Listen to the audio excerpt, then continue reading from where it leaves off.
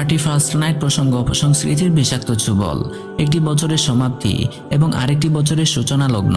একটি বছরের শেষ দিনে দাঁড়িয়ে একজন ঈমানদার আল্লাহ প্রেমিক বান্দার অনুভূতি কি হওয়া দরকার, পবিত্র কোরআন এবং সুন্নাহর আলোকে আমরা বিষয়টি আলোচনা করতে চাই।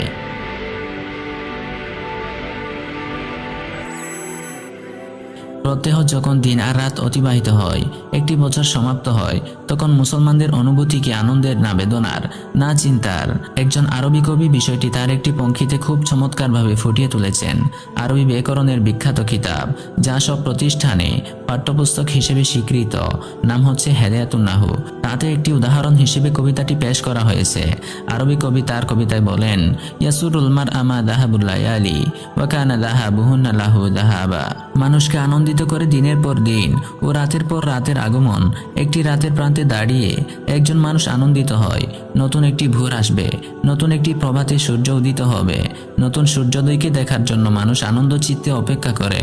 কিন্তু কবি বলেছেন যে আমার অনুভূতি একটু ব্যতিক্রম। রাত শেষ হওয়ার পরে নতুন এক ভোর দেখার জন্য প্রফুল্ল চিত্তে আমি অপেক্ষা করতে পারি না। বছর শেষে নতুন আরেকটি বছরকে স্বাগতম জানানোর জন্য আমি আনন্দ উল্লাস করতে পারি না।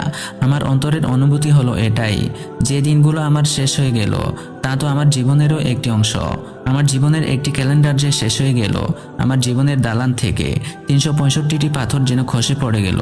একটি বছরকে তো আমি শেষ করেছি, কিন্তু যে উদ্দেশ্য আল্লাহ রাব্বুল আলামিন আমাকে দুনিয়াতে পাঠালেন, সে পথে কতটুকু অগ্রসর হয়েছি আল্লাহ আমাদের পাঠানোর উদ্দেশ্যে বলে দিয়েছেন, ওয়া মা খালাকাতুল জিন্না ওয়াল ইনসা ইল্লা লিয়াবুদুন।